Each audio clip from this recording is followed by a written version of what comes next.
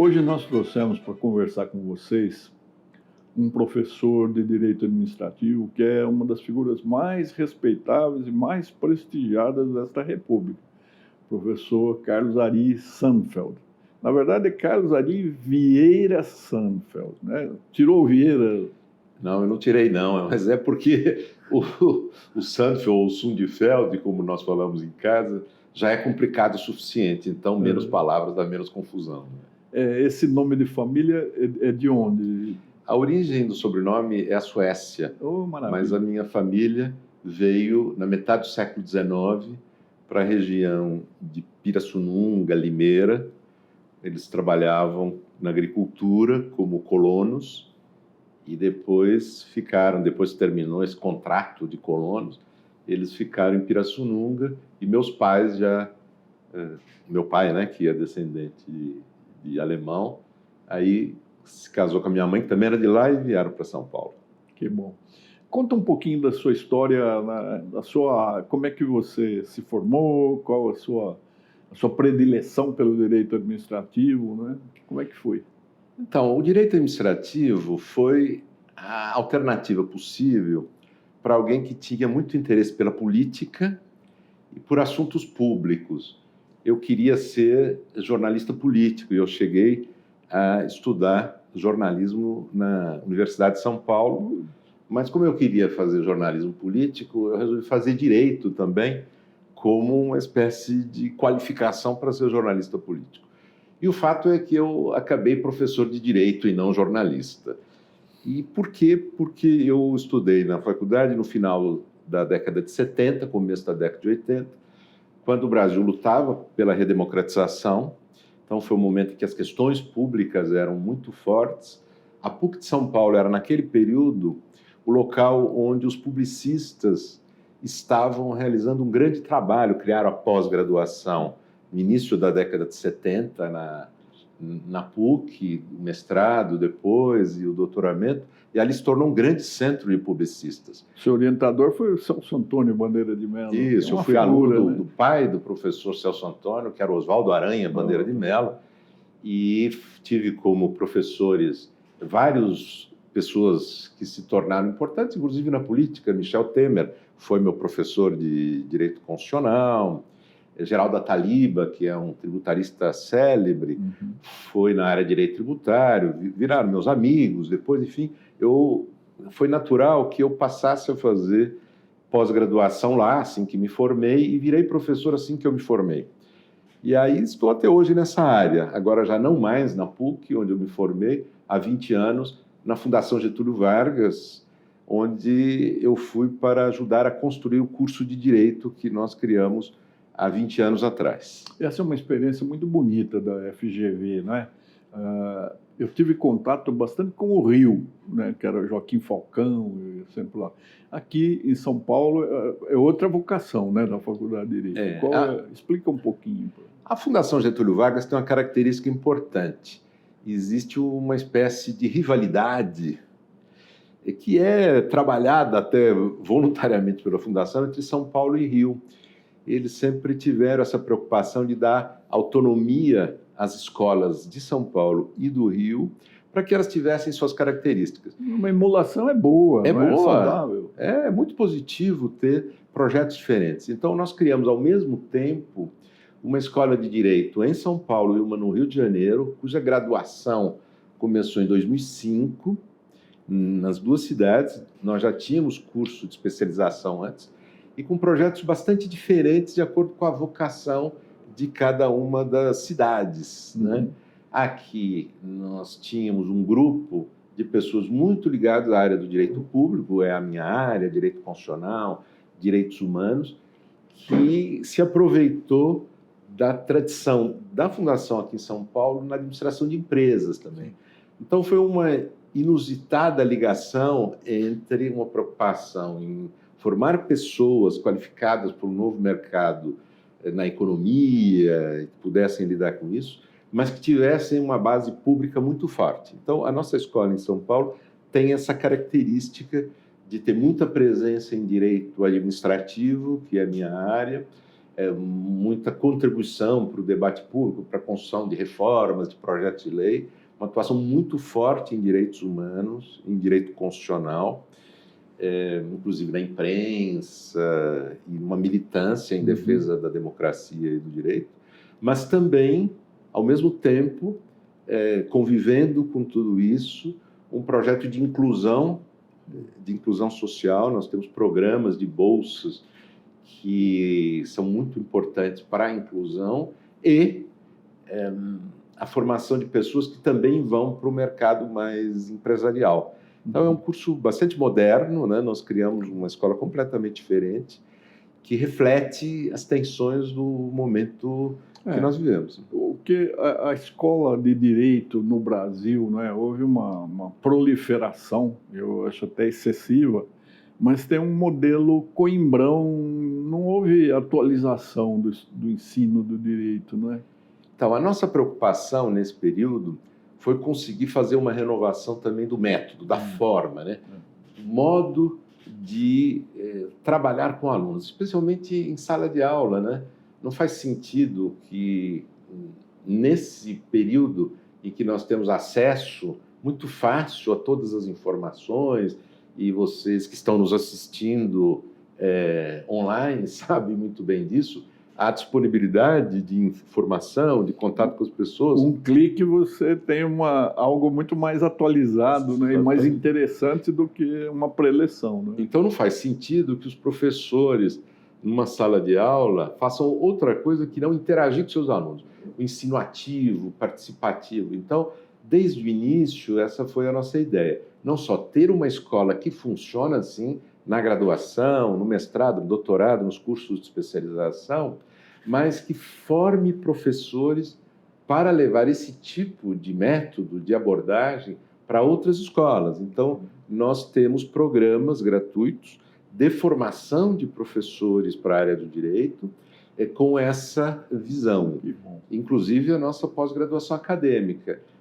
Todos os alunos na pós-graduação acadêmica, mestrado e doutorado, tem bolsa integral, quer dizer, ninguém paga, como numa universidade pública, e nós estamos formando professores aí, mas aí professores para serem acadêmicos mesmo, dentro dessa metodologia, que é uma metodologia muito contemporânea. E bom, isso é um trabalho para renovar o amor pelo direito no Brasil, né? Que, pelo número de faculdades que nós temos, nós deveríamos ser o país mais justo do planeta, não é?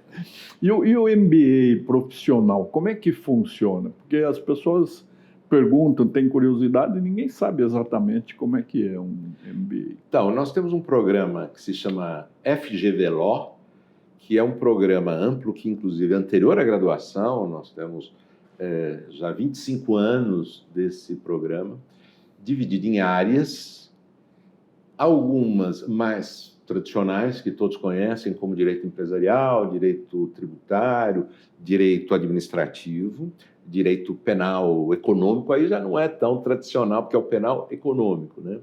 E outras áreas que são áreas mais contemporâneas, que vão surgindo, como o compliance, o SG, ESG, etc. E os alunos podem fazer matérias das outras áreas, e tem aula com professores, são aulas semestrais, com professores dedicados, quer dizer, não são ciclo de palestra que se sucedem, não, mas são aulas muito participativas e sempre com uma preocupação de trazer as pesquisas que a nossa escola faz sobre o mundo real do direito, né, para dentro da sala de aula. Então, são aulas participativas, muito ativas, baseado naquilo que é uma visão muito pragmática, muito realista, muito concreta do direito, que não é incompatível fazer isso com um aprofundamento teórico. Sim, as coisas têm de caminhar juntos. E a FGV tem algum programa de acompanhar o egresso para ver se essas experiências estão produzindo resultado? Sim. É uma das obrigações que nós temos como programa de pós-graduação acadêmica, acompanhar para saber o que acontece com as pessoas em quem nós investimos, né? E o que nós temos visto é uma grande diversidade de histórias de vida. muitas pessoas que vão contribuir com a construção de cursos em outras escolas. Então, dou um exemplo. Ex-alunos nossos programas de pós-graduação ou dos nossos programas de iniciação científica, que se envolveram na criação, por exemplo, da Escola de Direito do INSPER, que é uma escola também de ponta, moderna, muito boa, é uma concorrente positiva nossa. Bom. Eu, inclusive, faço parte do Conselho de Regulação e Democracia do INSPER, que eu acho uma coisa muito positiva que nós tenhamos uma outra instituição que faça coisas parecidas, e pessoas envolvidas ali que vieram do nosso programa da FGV ou em outros estados, pessoas dando aula no exterior também. Hoje em dia tem esse intercâmbio no exterior, e algumas pessoas que foram se envolver em outro viés de atuação acadêmica realista, como, por exemplo, a criação ou atuação em organizações não governamentais de militância em causa climática, em direitos humanos. Então, há uma grande diversidade naqueles que vêm desse programa. Com relação ao programa do FGV-LO, que é a especialização, o que nós temos visto é que o programa tem um efeito muito importante na qualificação profissional dos alunos. Quer dizer, os alunos procuram aquilo porque eles querem se qualificar profissionalmente. E o resultado é que esses alunos, depois de 5 anos, de 10 anos, eles realmente ascenderam nas suas carreiras. Então, eles se tornaram sócios do escritório em que eles tinham acabado de entrar, e assim vai. Quer dizer, ele tem cumprido essa que é a função do curso de especialização. Agora, professor Calzari, com a sua experiência, com a sua produção doutrinária, né, que é bastante insólita, né? Eu gosto muito do seu livro Direito Administrativo para Céticos, né? É um livro de 2014, eu tenho desde desse ano, e estava ainda na magistratura, usava muito, tentando dar uma nova perspectiva ao funcionamento das nossas instituições, né? E agora vou ter leitura para os próximos dias, né? Direito Administrativo e o novo olhar da lei. Vossa Excelência trabalhou na elaboração dessa lei, né? Que substituiu a lei de introdução ao Código Civil. Hoje é lei de introdução às normas do direito brasileiro, né? Então, conta um pouquinho a respeito da lei, mas também a respeito dessa sua visão, que é uma visão moderna, muito mais atualizada, muito mais abrangente, né? E sai daquele ranço, né, do administrativista antigo, que deu o que poderia dar, é muito importante, mas eu acho que para o Brasil nós precisamos desse novo olhar, né? Então, o senhor disse é muito importante. As pessoas em cada geração têm que dar a contribuição que a sua época demanda, né? Então, a geração dos meus professores no direito público teve que estabelecer um compromisso com a democracia e a redemocratização do país. E eles cumpriram o seu papel, foram muito importantes, junto com camadas enormes da sociedade, inclusive no mundo acadêmico. Foi esse o papel dessa geração. A democracia continua sendo fundamental, mas houve uma construção no Brasil na década de 80 e que permanece, e nós nos beneficiamos disso. Na área do direito administrativo, o grande desafio emergente, que foi o desafio da minha geração, foi ajudar a reconstruir o direito administrativo para que ele fosse capaz de ajudar as políticas públicas. Essa é a nova era do direito administrativo que impactou a minha geração. Isto é, o Estado precisava se reformar porque nós tínhamos um projeto democrático que envolvia a inclusão, diminuição da desigualdade social, a implantação de serviços sociais, e não foi simples para o país fazer essa guinada. Isso envolve um crescimento da administração pública, uma diversificação gigante. Imagine o que foi o desafio de implantar o Sistema Único de Saúde no Brasil e levar serviços de saúde para as populações onde elas estivessem. As populações mudaram nessas 4 décadas de regiões no Brasil e o serviço de saúde teve que acompanhar, o serviço de educação teve que acompanhar. Bom, e o gestor público, ele precisa ser controlado pelas leis, pelas normas, pelos órgãos de controle. Mas tem um problema. Gestão pública é realidade, é vida real, não é sonho. Então, não é possível que a visão a respeito da aplicação das normas seja uma visão formalista, desconectada da realidade. Então, nós temos dito que a minha geração teve que fazer uma virada pragmática, quer dizer, um olhar mais realista e pragmático para o direito administrativo, como ele deve ser e como ele deve ser aplicado. Então, a reforma que em 2018 foi feita na Lei de Introdução às Normas do Direito Brasileiro, que vigorava desde a década de 40, com a mesma redação, no passado com o nome de Lei de Introdução ao Código Civil. Esse nome mudou um pouco antes da nossa reforma de 2018, mas não tinha mudado o nome, mas não o conteúdo. E aí nós propusemos, como fruto do nosso trabalho de pesquisa empírica mesmo, sobre quais eram as tensões, né, que existia entre controle público e gestor público, responsabilização do gestor público, por exemplo, é um tema de tensão, e fizemos uma proposta de uma lei, para ser uma lei geral do direito brasileiro, e essa proposta acabou adotando essa forma: 10 novos artigos na Lei de Introdução às Normas do Direito Brasileiro, a LINDB.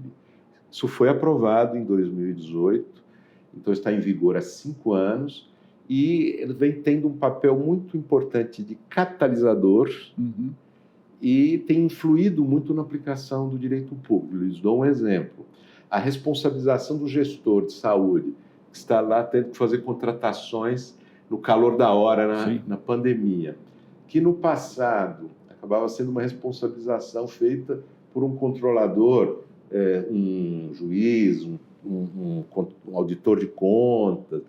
5 anos depois, quando o calor da hora já passou, quer dizer, um controle a frio, ele passou a ser obrigado a olhar a realidade do gestor, para entender se aquele comportamento era regular ou irregular em função das circunstâncias que ele vivia naquele momento. Então, é uma transformação cultural importante que está em curso, e muitas leis fundamentais do direito administrativo que saíram depois de 2018 tiveram o seu conteúdo impactado por essa mudança. Uma dessas leis que vieram com uma nova, digamos, vertente, uma nova visão, é a Lei da Improbidade, que foi reformada em 2021, dentro desta visão, e a outra Lei de Contratações Públicas, que também foi reformada em 2021, ainda não conseguiu entrar em vigor, entrará em vigor no final desse ano, e que também tem essa pegada. Eu notei no desempenho da magistratura no órgão especial do Tribunal de Justiça que os nossos prefeitos muitas vezes eram condenados por improbidade, sem serem ímprobos, não é? Porque eu acho um excesso de 645 municípios no estado de São Paulo. Tenho inveja do Mato Grosso do Sul, que acho que tem só 79, alguma coisa assim. Então, 645 municípios, há lugarejos que têm de escolher para ser chefe do executivo o pessoal disponível.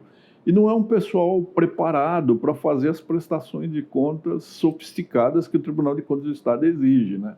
Então, eu ficava com muita aflição de ver que o mero fato de ser eleito prefeito sujeitava a pessoa, um homem rústico, simples, às sanções, né, rígidas, severas, da punição pela improbidade. Tanto que eu fui à audiência pública apoiar a mudança da lei de improbidade. Isso não é muito compreendido, porque os nossos concursos de recrutamento de juízes, de promotores, de defensores, todas as carreiras públicas estatais são concursos baseados na memorização da legislação. Sim, essa é uma visão muito formalista, uma visão idealista, é a expressão que eu costumo usar, a respeito do direito e da realidade em que ele tem de incidir, né? E isso é muito ruim, porque, como o senhor disse, o Brasil é muito diverso. Então, eu passei 15 dias no Nordeste, no Sertão, agora recentemente, voltei faz uma semana, conhecendo a realidade concreta do sertão em volta do Vale de São Francisco e depois no sertão do Piauí. É uma região que está sofrendo uma transformação muito grande nos últimos 50 anos, impressionante. São Raimundo Nonato, por exemplo, no Piauí, era uma região que há 50 anos atrás vivia isolada, completamente isolada do mundo. E nesses 50 anos, essa cidade está se transformando. Hoje tem um parque nacional que se deve visitar, aproveitar e fazer a propaganda. Como é que se chama o parque? Se chama Parque Nacional da Serra da Capivara. Serra da Capivara. É onde existe o maior acervo de pinturas rupestres do Brasil, feito pelo homem americano há 10 mil anos atrás. E isso estava lá até que arqueólogos chegaram para explorar, uma missão francesa, liderada por uma brasileira que vivia na França, e aos poucos, com o decorrer dos anos, eles foram trabalhando para criar um parque nacional, há 2 museus maravilhosos lá, e para transformar a cidade. Agora, vocês podem imaginar o que é transformar uma cidade num período de 50 anos em que você parte do nada e tem que viver num mundo contemporâneo como esse, com as exigências, por exemplo, de educação e de saúde. Bom, os poderes públicos fizeram muita diferença nesse período. Só que o modo como eles conseguiram atuar lá, em alguns casos, inclusive, em associação com organismos internacionais, com organizações não governamentais, não correspondiam e não correspondem àquilo que é sonhado em Brasília por alguma lei. Então, é preciso olhar para essa realidade com uma visão realista. Não é abandonar o direito, dizer, olha, como o direito não é bom, nós vamos abandoná-lo e vamos aceitar a realidade como é. Não se trata disso. Se trata de compreender que aplicar um direito que tem um objetivo de controle das verbas públicas, de impor fins públicos, mas é desafiador porque enfrenta situações diferentes. E nós temos que ser capazes de entender as circunstâncias que vivem as pessoas. Porque, olhando globalmente, o Brasil vem se transformando nesses 50 anos, claro, com maiores ou menores dificuldades. O direito tem feito seu papel nisso, as instituições de controle, o Ministério Público, a magistratura, o Tribunal de Contas, têm um papel, mas a gestão pública tem, diria, o papel da ponta. Sim. E nós temos que respeitar e valorizar isso. Então, eu vejo com muita esperança essa notícia de que haverá uma modificação no sistema de recrutamento, de seleção, dos concursos públicos. O senhor acha que isso é conveniente, sair dessa memorização, da regra mnemônica e partir para alguma... para verificar se existem competências socioemocionais que habilitem alguém a exercer um cargo público? Eu queria dizer a vocês que nós não combinamos isso, mas ele fez a pergunta que hoje envolve a minha militância, no que eu estou trabalhando junto com o grupo público da FGV Direito de São Paulo e da Sociedade Brasileira de Direito Público nos últimos anos. É a discussão sobre reforma administrativa. Já há uns 6 anos nós estamos focados nisso. E qual foi o ponto que nós escolhemos para investir as nossas forças? Na proposta de mudança da maneira de recrutamento. É o pressuposto fundamental. Concurso é importante, disputa é importante, isso faz parte de uma evolução da nossa administração pública, enfim, do nosso Estado. Então, esse é um pressuposto. Mas um outro pressuposto, o concurso tem que ser capaz de ser uma oportunidade para selecionar as pessoas certas para cumprir a missão pública. E não para selecionar as pessoas que são capazes de, por exemplo, tirar 3 anos da sua vida e ter apoio familiar para se dedicar à memorização de conteúdo para passar em concurso público. É esse o erro que nós temos cometido. Por que não pode continuar sendo assim? Porque nós estamos elitizando a nossa máquina pública. E nós precisamos, trabalhando na gestão pública, pessoas que tenham competências que muitas vezes não têm a ver com o conhecimento de conteúdo formal, mas tem a ver com a capacidade de liderar, por exemplo. Sim. Né? Então, nós temos que fazer concursos públicos, claro, tem que cobrar algum tipo de conteúdo técnico, mas tem que ir muito além disso. E aí, no que nós apostamos, temos trabalhado bastante disso, por exemplo, temos militado junto com um movimento chamado Profissão Docente, que tem apoiado as prefeituras e governo do Estado, com recursos, inclusive, privados, para mudar os seus concursos e seleções para professores temporários, com soluções mais amplas, por exemplo, que é uma coisa que pode parecer básica na seleção de professores, né? Professores e professoras. Não fazer apenas uma prova de conhecimento da matéria em que ele vai ser professor, mas fazer uma prova de aula.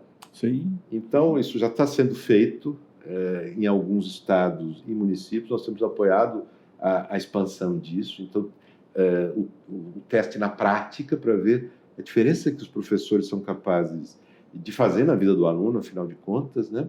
E, como modo de levar essa discussão mais amplamente, nós preparamos um projeto de lei nacional de concursos públicos, justamente para diminuir a litigiosidade em relação aos concursos e dar para as administrações públicas elementos para elas fazerem concursos públicos que consigam aliar conhecimento, mas também competências e habilidades. Olha, isso eu acho uma coisa fascinante e extremamente urgente, não é? No âmbito da magistratura, eu permaneci 40 anos na magistratura, mais 4 no Ministério Público. Eu passei nesse concurso, mas eu acho que o concurso já deu o que ele podia oferecer, não é?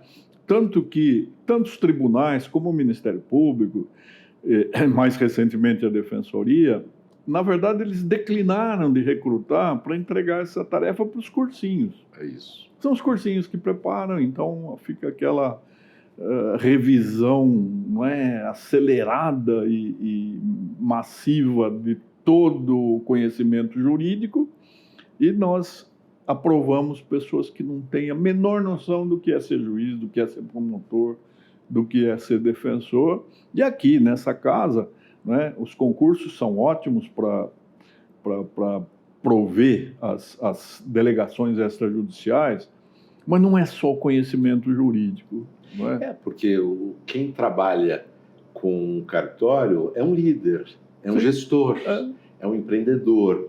Então, é preciso selecionar também considerando esse lado. Sim. Não é? E esse é um dado importante. Nós precisamos ampliar o nosso conhecimento a respeito da maneira de selecionar bem a partir de habilidades e competências. Sim. É um desafio. Empresas privadas já vêm trabalhando há muito tempo. Claro, eu sempre comparo, professor, uma empresa, né, ela contrata um headhunter ou contrata outra empresa especializada. E nós, como é que nós fazemos nossos concursos? Nós entregamos a uma comissão ad hoc, né? Nem sempre os integrantes, por mais boa vontade, por mais bem inspirados que eles estejam, têm conhecimento de relações públicas, psicologia, não é? Trato com o humano. E o CNJ ainda proibiu a entrevista pessoal. Imagine se entregar um cargo, um CEO de uma empresa, para alguém com quem você não pode conversar antes de nomear. Então, tem uma preocupação que eu acho que inspirou essa visão muito quadrada do concurso público, que é evitar proteções, perseguições e personalismo. É uma preocupação legítima, mas há maneiras de evitar o personalismo e a perseguição. Isso tem mais a ver com a composição daquela banca, se for usar essa expressão, ou dos examinadores, o modo como eles interagem, do que exatamente com o tipo de prova que você faz. Sim. Então, isso é solúvel, essa preocupação do CNJ com a impessoalidade, com não abrir espaço para perseguições e favoritismo. Isso é solúvel com alternativas de governança do processo de seleção. Agora, o que não podemos abrir mão é de dar oportunidade às pessoas que têm talentos e habilidades de que o serviço público precisa, de elas apresentarem o seu melhor e não delas tentarem encontrar maneiras de decorar conteúdos de maneira mais rápida e mais profunda. E tem um lado que insiste nisso de desigualdade terrível. A máquina pública sempre foi um fator de ampliação da igualdade, porque o concurso público ajudou pessoas a ascenderem, mas ele podia ser muito mais. Então, a presença, por exemplo, das lideranças, dos cargos de liderança de pessoas negras ainda é muito baixa, Sim. mesmo no quadro geral, e nós temos que ampliar isso, é importante, é um movimento nesse sentido. E uma das maneiras de fazer isso é permitir que as pessoas se apresentem com as suas características. Claro. E selecionar estas pessoas de acordo com essas características também. E não podemos esquecer que se a administração pública não refletir a diversidade da população, ela não vai lidar bem com a população. Sim. Pode ser uma elite branca de homens estudados com pós-graduação para dizer para o país o que é bom, para lidar com a população. Não é assim, isso não é uma sociedade democrática, isso não avança socialmente. Tem os objetivos permanentes, né? Aquilo que a Constituição diz. Nós temos que acabar com as desigualdades, reduzir pelo menos, acabar com a miséria, né? Edificar uma pátria justa, fraterna e solidária. O Constituinte colocou fraternidade como categoria jurídica. Então, isso não pode fugir do radar do administrador, não é, professor? Exatamente. E é preciso que os servidores reflitam a diversidade da vida, né? Eu queria também que o senhor falasse a respeito dessa solução que o Constituinte deu àqueles antigos cartórios, né? Cartório, para nós, era uma coisa rançosa, burocrática, formalista, né? Tanto que cartorialismo passou a ser uma palavra pejorativa. A partir de 88, né, eu acho que é uma inteligente, desculpa o meu ponto de vista, que eu estou muito entranhado agora, mas eu acho que o Constituinte foi muito inteligente. Ele entrega as delegações extrajudiciais para uma pessoa física que vai administrar com a inspiração na iniciativa privada, mas não é uma pessoa qualquer, uma pessoa que vai passar por um concurso, que também precisa ser modificado esse concurso. Mas depois disso, o Estado não coloca um centavo na atividade. Não foi muito bom para o país, porque nós temos visto, assistido e insistido para aumentar, para intensificar uma migração das atribuições do Poder Judiciário para essas delegações. Com isso, a gente aliviaria o Judiciário para que ele possa realmente cuidar de conflitos, não fazer jurisdição voluntária, né? Então, eu acho que houve uma reforma constitucional muito poderosa nesse dispositivo tão simples, que manteve essa atividade como uma delegação estatal para particulares, mas que exigiu o concurso público e que, curiosamente, atribui a gestão administrativa pelo lado do Estado dessas outorgas, dessas parcerias público-privadas, não à administração pública tradicional do Poder Executivo, mas ao Judiciário. Então, é um caso em que o regulador administrativo, né, é o Poder Judiciário. Ele que faz a outorga, quer dizer, ele que administra os concursos, ele que fiscaliza, ele edita as normas de funcionamento. Então, é uma experiência bastante interessante de regulação administrativa que não está no Poder Executivo, está no Poder Judiciário, mas não é uma atividade jurisdicional típica, é administrativa. É anômala, né? Agora, o que essa experiência teve de transformadora com a Constituição? A exigência dos concursos qualificou esses profissionais que hoje são os titulares dos cartórios. Então, isso foi um primeiro passo, foi complexo, é complexo ainda, é um desafio fazer esse provimento dos cargos segundo esse princípio, o concurso precisa melhorar, como o Dr. Nalini disse, mas, enfim, nós já temos uma base instalada. Agora, com essa base instalada, é preciso ir além, como o senhor disse, ir além. Por quê? Porque o Judiciário também precisa de reforma. Sim. E por que o Judiciário precisa de reforma? Porque o Judiciário custa caro, quer dizer, não é um serviço barato, o país tem que pagar esse valor e os recursos têm que ser alocados da melhor maneira possível. E nós estamos desperdiçando recursos públicos, atribuindo ao Poder Judiciário tarefas que poderiam estar em outro lugar. Então, algumas das reformas que foram feitas, até por muita provocação privada, eliminaram a necessidade de intervenção judicial, por exemplo, em relação à alienação fiduciária em garantia, por exemplo, né, como um mecanismo de privatização, digamos assim, de algo que então era o judiciário que garantia. Mas há outras formas de fazer isso. Uma reforma, por exemplo, foi permitir-se fazer um inventário consensual no cartório. Não tinha sentido gastar toda a máquina judicial para essa atividade, que é uma atividade que é melhor realizada no cartório. Sim. Mas muito mais pode ser feito. Então, nós realmente podemos ampliar o tipo de prestação de serviço que precisa de uma chancela pública nas mãos dos cartórios. Eu fui contemporâneo de uma transformação bastante grande da administração pública do Executivo, na minha geração, que contribuiu com ela, que foi a passagem de um Estado empresário, que era ele que garantia o desenvolvimento, para um Estado regulador. Então, eu trabalhei, por exemplo, criando a reforma das telecomunicações no Brasil na década de 90, que fez com que um sistema que era todo mantido por empresas estatais passasse a ser mantido exclusivamente por empresas privadas. Depois, nos anos 2000, trabalhei na criação da lei de parceria público-privada, lei de PPP, que permitiu que outros serviços que não são autossuficientes, quer dizer, não dá para cobrar tarifa do usuário, eles pudessem ser objeto de uma parceria desse tipo. Então, hoje, por exemplo, há hospitais públicos que são construídos e toda a parte da manutenção, da infraestrutura é feita por um parceiro privado que tem um contrato de longo prazo, e apenas a parte que se chama de bata branca, quer dizer, o serviço de saúde em si, é provido pelo Estado, às vezes por meio de uma parceria com outro tipo de entidade, que são as organizações sociais. Então, isso é uma grande transformação pela qual o Estado está passando, para que ele seja capaz de prover bons serviços ao melhor preço possível. Então, é disso que se trata. E no campo aqui dos cartórios, né, nós temos uma base instalada, qualificada hoje, que pode ampliar o seu papel. Sim. Eu penso, professor Ari, nas execuções fiscais.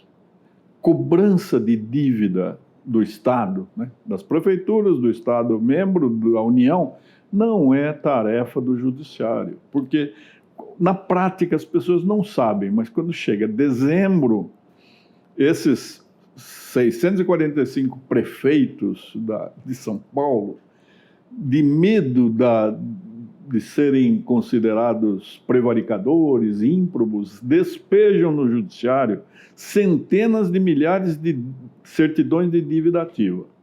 Essas certidões não têm os nomes completos, tem gente que já morreu, endereço errado, e essa massa falida fica com o Poder Judiciário. Pois é. Agora, o pior, professor, é que o Poder Judiciário invoca isso para obter mais verba para o Poder Judiciário. Então fica um jogo, não é, muito ambíguo, né?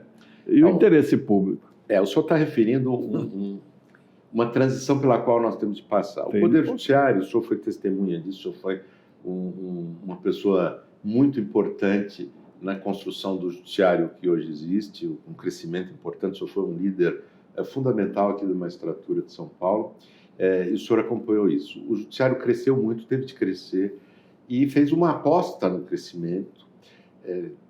Isso foi importante, quer dizer, tem um papel importante, mas eu acho que o período em que o seu objetivo era crescer passou. Sim. E por quê? Porque o judiciário brasileiro ele recebe do orçamento público um percentual maior do que em todos os países do mundo. Então, o Brasil, não vai conseguir manter esse percentual do PIB que hoje ele aplica no judiciário, isso vai ter de diminuir. E o judiciário é que tem que conduzir a discussão sobre como é que ele foca naquilo que efetivamente interessa. Isso envolve propor reformas para que ele deixe de fazer coisas que hoje faz e que possam ser melhor feitas. O senhor mencionou a questão da cobrança de dívida, não faz o menor sentido o modelo atual, até porque os poderes públicos ficam predando o orçamento do Poder Judiciário com essa história das certidões de dívida ativa. Eu lhes dou um exemplo. Os conselhos profissionais mandam execuções fiscais que não fazem o menor sentido para o judiciário para economizar o selo, para não notificar a pessoa de que ela deixou de pagar uma anuidade. Só que isso vai onerar o orçamento do Poder Judiciário. Todos pagam. E todos estão pagando. Quer dizer, o orçamento do Judiciário não são os juízes que põem o dinheiro lá. É a população brasileira que entrega ao Judiciário as verbas que ele precisa para movimentar toda uma máquina que tem o seu preço para notificar um devedor de um conselho de fiscalização profissional de que ele não paga anuidade. Não faz o menor sentido. Então, o que o senhor está mencionando, Tonani, o senhor que tem uma visão ampla e sempre teve, é a necessidade do próprio judiciário ser o agente da reforma. Isso vai implicar diminuir tamanho, por exemplo. Sim. Eu fico angustiado quando eu vejo que a resposta de um juiz para os problemas do judiciário faltam comarcas, faltam funcionários, faltam estruturas. Esse gigantismo do judiciário implica em fazer crescer as estruturas administrativas, que são meio, e a finalidade fica prejudicada. Né? E brinco com os meus colegas da magistratura, dizendo, vejam o que aconteceu com o magistério. Quando ele se tornou quantitativamente indomável, porque é inadministrável uma Secretaria da Educação de São Paulo que tem 400 mil pessoas na folha de pagamento. Então, R$1 de acréscimo, de aumento de salário, significa o quê? Né? Então, os professores hoje desalentados, desanimados, quando já tiveram um status correspondente, equivalente ao de desembargador. A gente vê lá na sala da congregação da Universidade de São Paulo, né? O Lente recebia a mesma coisa que um desembargador. Então, os desembargadores estão pensando no Poder Judiciário, tem de fazer essa reforma, porque senão ela virá traumática. Isso. Se o senhor pensar, o Poder Executivo no Brasil fez isso a partir do início da década de 90. O Poder Executivo era gigantesco no Brasil, quer dizer, todas as empresas estatais, que eram as maiores empresas do país, garantiam ao Poder Executivo um poder, uma dimensão enorme. Acontece que era impossível o Estado continuar pagando e essa máquina se tornou ineficiente. E aí o Poder Executivo foi obrigado a se reformar. E ele vem fazendo. Não é fácil fazer, há muita divergência, mas ele vem fazendo. O Poder Judiciário tem que fazer o mesmo. Isso não significa que ele vai diminuir a sua importância. O Poder Executivo não diminuiu a sua importância. Ele focou a sua importância. Então, é disso que se trata. A reforma da função judicial que tem que ocorrer, das estruturas judiciais, é para permitir que se aloquem as atividades naqueles que são capazes de fazer melhor, a um custo menor, e a estrutura mais sofisticada do judiciário ser dedicada àquilo que exige uma intervenção mais sofisticada. Isso envolve muitas reformas, né? Uma delas é a terceirização, digamos assim, de atividades, a outra é diminuir o incentivo à judicialização, que existe hoje, é muito grande e está sufocando os juízes. Essa resistência à composição consensual de controvérsias, ela parte de um equívoco, de que a perda de competência significa perda de poder. Não. Julgar as coisas que realmente necessitam de um juiz, isso é importante. Agora, fazer trabalho burocrático, a mal configurada jurisdição voluntária, eu sempre digo que os processualistas ficaram devendo uma definição mais precisa, né? Porque ela é tudo, mas não é jurisdição, não é voluntária, né? Mas eu estou tirando do professor Carlos Ari Sundfeld, falou que sua família fala Sundfeld. Sundfeld. Nós somos do interior. Não, eu nasci em São Paulo, mas meus pais já nasceram no interior. Né? Então é Sundfeld. Assim que eu estou impedindo que ele fale desse livro que me encantou e que eu gostaria de que todos os que estão ouvindo o professor também lessem. O Direito Administrativo para Céticos. Conta um pouquinho da ideia desse livro e qual é a sua mensagem. Então vamos lá. Eu estou trabalhando na terceira edição, que deve sair no começo do ano, terceira edição. É um livro que procura falar de uma mudança, de um direito administrativo muito baseado em princípios. Então, por exemplo, muita propositura de ação judicial invocando o princípio da moralidade para tentar punir gestores que cometeram algum tipo de irregularidade, para uma outra visão que é ligada à vida pragmática, né? ao mundo como ele funciona, o da realidade. Então, esse livro ele procura olhar para os administrativistas de uma maneira crítica, daí o direito administrativo para céticos.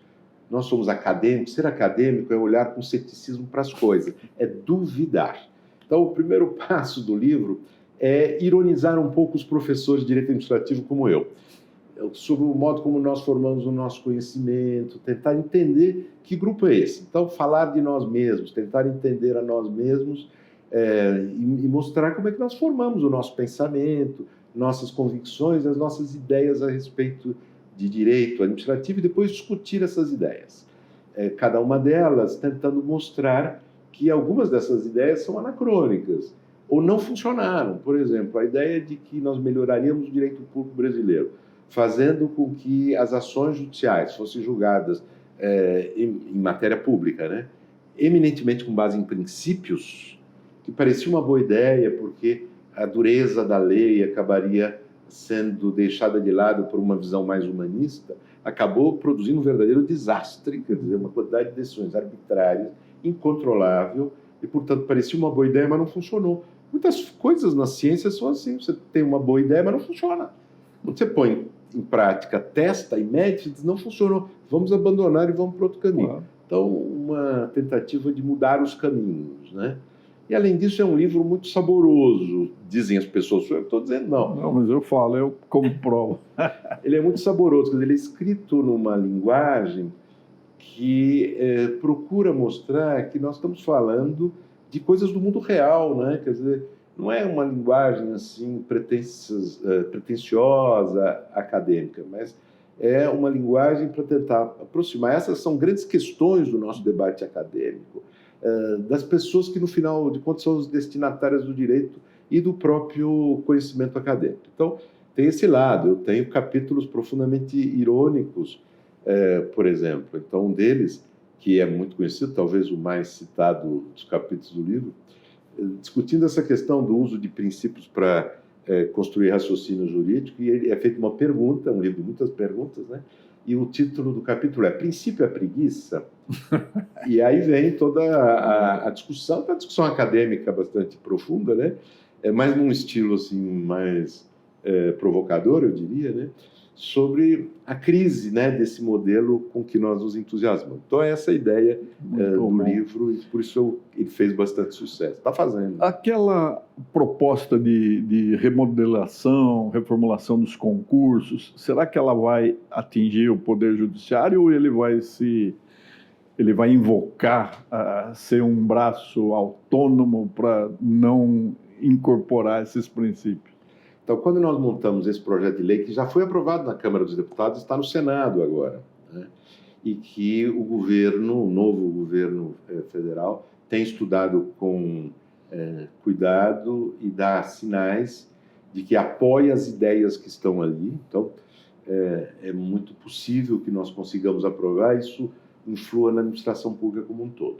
Mas quando nós fizemos esse projeto, nós tomamos o cuidado de respeitar a autonomia dos órgãos constitucionais autônomos, mas dizer que eles ficam autorizados a utilizar estas, digamos, novas formas de seleção, ou de critérios ou de parâmetros, como uma tentativa de eliminar os entraves que as leis específicas municipais, ou, no caso do judiciário, estaduais, criem, por exemplo, para os cargos administrativos, né, por não prever esse tipo de critério para o concurso. Então, tem esse cuidado de respeitar a autonomia, mas dar os elementos.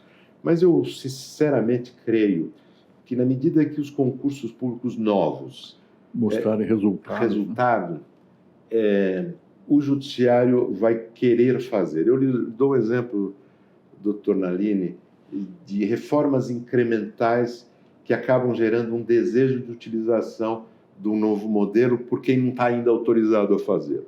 Eu fui responsável, na década de 90, por propor a criação de uma nova modalidade de licitação que não existia. Era a época da lei famosa, né, 8666, que está terminando de vigorar nesse ano, que previa algumas modalidades que não geravam eficiência administrativa e que afastavam muitos competidores. Então, a minha ideia foi, temos que modernizar isso, criando uma nova modalidade de licitação. Aqui eu dei o nome de pregão. Foi, aliás, minha esposa, historiadora, que, recordando uma expressão clássica do passado, disse, pregão é um bom nome. E como é que essa reforma foi feita? Esta modalidade ela foi criada para a Anatel, quando eu estava criando a lei de telecom, e era uma nova entidade, a Anatel, nós autorizamos a Anatel a fazer licitação por pregão. E a Anatel teve dificuldade para aprovar isso no Congresso, por incrível que pareça, tem muito lobby nessa matéria de contratos públicos. Mas conseguiu-se aprovar essa lei como um todo e esse dispositivo, e a Anatel começou a fazer o pregão. Bom, os resultados foram impressionantes, aumentou a competição, baixou o custo, baixou o tempo para fazer, o custo das contratações. A Anatel divulgou esses resultados publicamente, começaram a aparecer matérias de imprensa. Um dia liga alguém do Ministério da Reforma do Estado lá e diz, espera um pouquinho, como é que vocês estão fazendo essa licitação diferente? Nós queremos fazer para toda a administração federal. Bom, aí trabalhamos na edição de uma medida provisória que transformou o pregão numa modalidade de licitação que toda a administração federal podia usar, mas só a federal. Postura do Tribunal de Contas da União quando essa medida provisória foi editada. Nas primeiras decisões. Isso é exceção. Para utilizar essa modalidade, é preciso que seja uma situação muito excepcional, enfim, muita desconfiança. Mas a administração pública começou a fazer e os resultados foram incríveis. Funcionou, né? Incrível. O Tribunal de Contas da União, meses depois, inverte a sua orientação e diz assim, para não fazer o pregão, porque a lei autorizava a fazer um ou outro, para não fazer o pregão tem que ser uma situação excepcionalíssima. Bom, então houve uma mudança no órgão de controle. E o que aconteceu na tramitação da medida provisória no Congresso?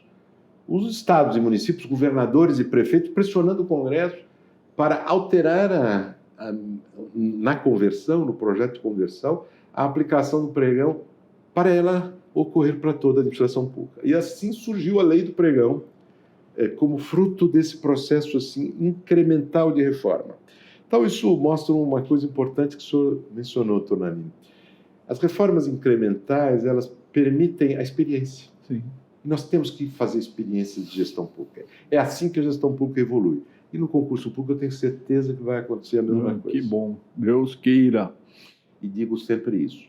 A função pública envolve muitas coisas. E talvez a mais desafiadora dela é lidar com a função pública reformadora. Reformar sempre. E o direito tem que ser um instrumento da reforma permanente, com qualidade, com estabilidade. E aí, esse é um desafio. Não freio de mão, né, Bruno? Não freio de mão, exatamente.